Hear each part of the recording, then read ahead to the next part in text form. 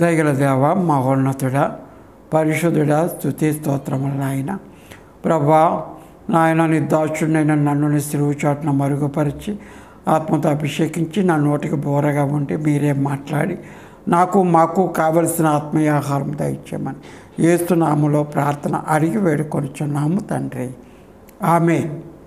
దేవునికి స్తోత్రం, యేసుకి స్తోత్రం. ప్రియులారా, దేవుని యొక్క లేఖనాన్ని మనం ధ్యానం చేసుకుందాం.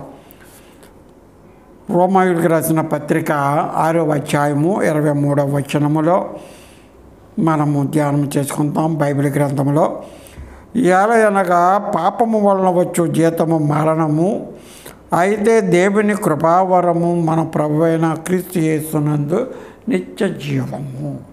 ప్రభు నామానికి స్తోత్రం. కాబట్టి ఇక్కడ మనము దేవుని నీతి నెరవేరుటకు సిలువ అవసరము అనే విషయాన్ని మనము గమనిస్తున్నాం.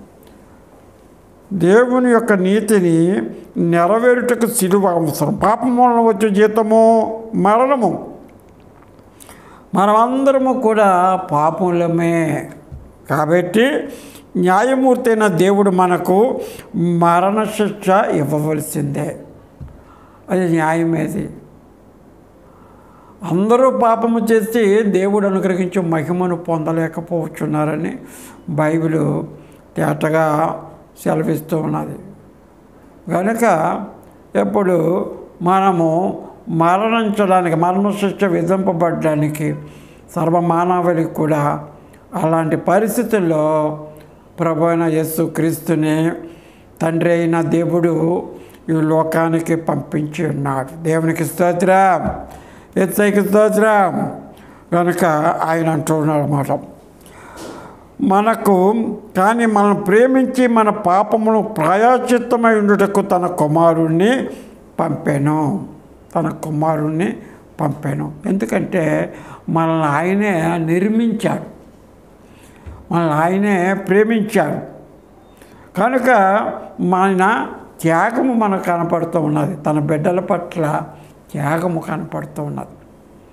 ఆయన తన బిడ్డలను ఎలాగైనాను రక్షించుకోవాలనే ఉద్దేశం కలిగి తన కుమారుణ్ణి ఈ భూమి మీదకి పంపించి సర్వమానవాళి కోసము రక్తం ప్రోక్షించి ఆ యొక్క మరణ శిక్ష నుండి అనగా పాతాళం నుండి తప్పించడానికి తన ప్రియ కుమారుణ్ణి ఆయన సిలువ మీద బలియాగం చేస్తాడు. దేవునికి స్తోత్రము కలుగునే కాక. కనుక అందులో మనకి త్యాగము కనపడుతుంది. ఆయన మనల్ని నిర్మించాడు కనుక మనల్ని ప్రేమిస్తూ ఉన్నాడు. త్యాగ సహిత ప్రేమ చూపి నెరవేర్చే నా నిబంధనను, త్యాగ సహిత ప్రేమ చూపి నెరవేర్చే నా నిబంధనను, మనలను తానే నిర్మించే గనుక మనలను ప్రేమించెను, మనలను ప్రేమించెను. ప్రేమ నమ్మకము గల పరలోక తండ్రి తన కుమారుని పంపెను, రక్తము చెందించి మా పాపము కడుగా సిలువపై అర్పించెను, సిలువపై అర్పించెను. శాశ్వత ప్రేమ చూపించెను, సిలువపై రుజువు గావించెను. దేవునికి స్తోత్రం. శాశ్వతమైన ప్రేమ చూపించి సిలువపైనట ఆయన రుజువు గావించాడు. దేవునికి స్తోత్రము కలుగుని కాక కదా. శాశ్వతమైన ప్రేమ మనం ఎలా చూపిస్తామండి? ప్రేమ శాశ్వతంగా ఉంటుందా ప్రేమ? ఈరోజు ప్రేమిస్తాం, డబ్బులు ఉన్నాయనుకో, బోడు మంది ఫ్రెండ్స్ మేము నిన్ను ప్రేమిస్తున్నాం అంటారు, గొప్పగా కౌగిలించుకుంటూ ఉంటారు, అదంటారు ఇదంటారు. డబ్బులు లేకపోతే ఎవరు కూడా ప్రేమ చూపించడు ఈ లోకములో. కానీ యేసయ్య ప్రేమ అలాగ కాదు. దేవునికి స్తోత్రం. ప్రాణము పెట్టినంత ప్రేమ చూపించాడు సిలువ మీద మనందరి కొరకును. పాపులమై నశించిపోకుండా కదా. దేవునికి స్తోత్రం. శాశ్వత ప్రేమ చూపించెను, సిలువపై రుజువు గావించెను, తన రక్తములో పాపులనెల్ల శుద్ధుల చేసెనుగా, శుద్ధుల చేసెనుగా. పాపంతో నశించిపోతున్న మనల్ని రకరకాలమైన పనులు, చీకటి పనులు, అసహ్యకరమైన కార్యాలతో ఉన్న మనుషులందరినీ కూడా ఎంత గొప్ప పాపమైనా, ఎంత పెద్ద పాపమైనను యేసు రక్తము ద్వారా మాత్రమే శుద్ధి చేయబడుతుంది. దేవునికి స్తోత్రం, యేసుకి స్తోత్రం. నీ పాపం పోవాలంటే, నీ రోగము పోవాలంటే, నీ పాప రోగము నుంచి విడుదల పొందాలంటే, పాతాళం దాటిపోవాలంటే, నరకము తప్పించుకోవాలంటే యేసు రక్తము ఒకటే శరణం. దేవునికి స్తోత్రం. యేసే ఎలాంటి వాడు తెలుసా? నా యొద్దకు వచ్చిన వాడిని నేను త్రోసివేయను. కొన్నిసార్లు అయితే ఈ లోకంలోనైతే కీడు తగులుతుంది, లది తగులుతుంది అని తోసివేస్తారు, వాద్యం అవన్నీ. ఇక్కడ ఏమీ లేదండి. ఆయన చేతులు చాపుతూ ఉన్నాడు, చేతులు చాపుతున్నాడు. రా, ఎవరైనా సరే, కులంతో పని లేదు, జాతితో పని లేదు, మతముతో పని లేదండి. ఇది క్రైస్తవ్యము మతము కాదు, మార్గము. అర్థమైందా? ఎవడైనాను నా మతం ఎందుకు విశ్వాసం ఉంచమనలేదు. ఎవడైనాను నన్ను పంపిన వాడు ఎందుకు విశ్వాసం ఉంచేవాడు నిత్య జీవము కలవాడు, తీర్పులోనికి రాక మరణంలోని దాటు. మరణంలోని దాటడానికంటే యేసయ్య శిలువ మరణంలో రక్తాన్ని రక్త ప్రోక్షణ ద్వారా పాప విమోచన కలుగుతుంది కదా అన్ని గ్రంథాలు అయ్యే చెప్తాయి.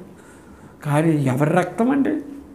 పరిశుద్ధుడి రక్తము, దేవుడి రక్తము. ఆ రక్తమే యేసు రక్తము. ఆయన పేరులోనే ఉంది రక్షకుడు అని కదా. క్రీస్తు అంటే అభిషక్తుడును, యేసు అంటే రక్షకుడును. ఆ రక్షణ ఆయన శరణు వేడుకుంటే చాలు, ఏవి చెల్లించక్కర్లేదు. నువ్వు హ్యాపీగా ఆయన దగ్గరికి వచ్చి, ప్రభువా నేను పాపిని ప్రభువా అని ఒక్కసారి ఆ పాపములను గుర్తు చేసుకొని పరిశుద్ధాత్మునికి జ్ఞాపకం చేసినప్పుడు పాపాలు గుర్తు ఏడిస్తే, యేసు దగ్గరికి వచ్చి, శిలువ దగ్గరికి వచ్చి ఏడిస్తే, నేను ఎందుకు విశ్వాసం ఉంచుతున్నాను యేసయ్యా, నాయన నేను పాపిని, నా పాపం నుంచి విమోచన కలగజేసి నీ రాజ్యము నాకు దయచే ప్రభువా అని నువ్వు నిజముగా హృదయపూర్వకముగా ప్రార్థన చేస్తే, మాట్లాడితే యేసయ్య కనికరము, జాలి కలిగిన వాడు, పాపములు క్షమించడానికి సిద్ధ మనస్సు గలవాడు ఆయన.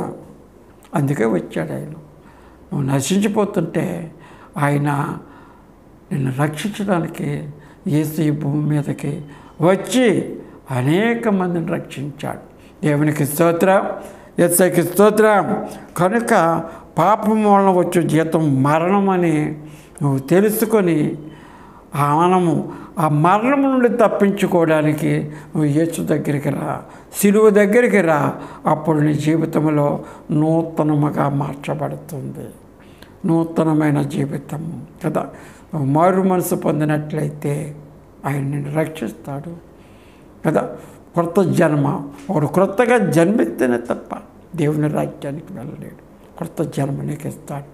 దేవుడిని దీవించును గాక. ఆమేన్, ఆమేన్, ఆమేన్. దయగల తండ్రి, స్తోత్రము నాయన. విత్తబడిన ఈ కొన్ని మాటలను హృదయంలో నిలిచి మొలిచి ఫలించడం సహాయం చేయమని యేసు నామములో ప్రార్థన అడిగి వేడుకొనుచున్నాము తండ్రి. ఆమేన్.